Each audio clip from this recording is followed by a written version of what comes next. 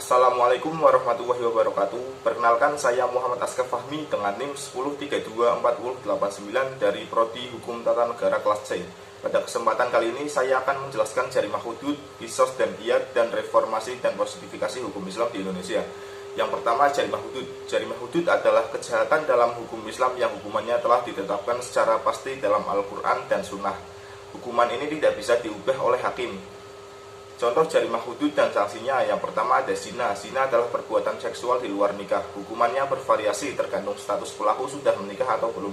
Umumnya berupa cambuk atau dirajam. Kemudian qadzaf adalah menuduh zina tanpa bukti. Hukumannya cambuk. Kemudian sorikoh atau pencurian. Hukumannya potong tangan jika memenuhi syarat tertentu. Misalnya nilai barang curian telah mencapai batas minimum. Kemudian hirabah, perampokan atau pemberontakan bersenjata. Hukumannya bisa sampai mati. Kemudian minum khamr atau minum minuman memabukkan.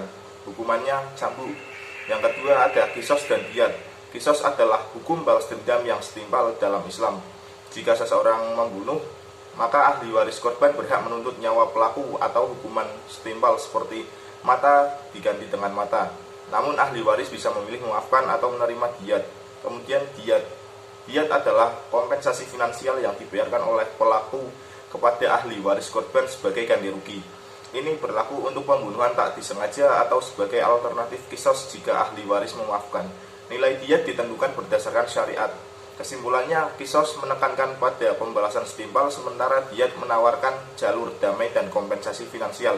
Kemudian reformasi dan posidifikasi hukum Islam di Indonesia. Reformasi dan posidifikasi hukum Islam di Indonesia merujuk pada upaya untuk mengintegrasikan nilai-nilai dan prinsip-prinsip hukum Islam ke dalam sistem hukum nasional yang modern dan berlaku secara positif, tertulis dan resmi. Kemudian proses ini melibatkan penyesuaian, adaptasi, dan kodifikasi hukum Islam agar relevan dengan konteks sosial, politik, dan budaya Indonesia yang pluralistik.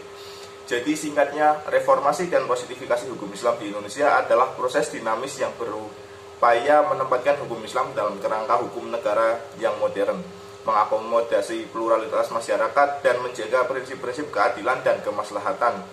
Cukup sekian penjelasan dari saya. Apabila ada kesalahan mohon dimaafkan. Wassalamualaikum warahmatullahi wabarakatuh.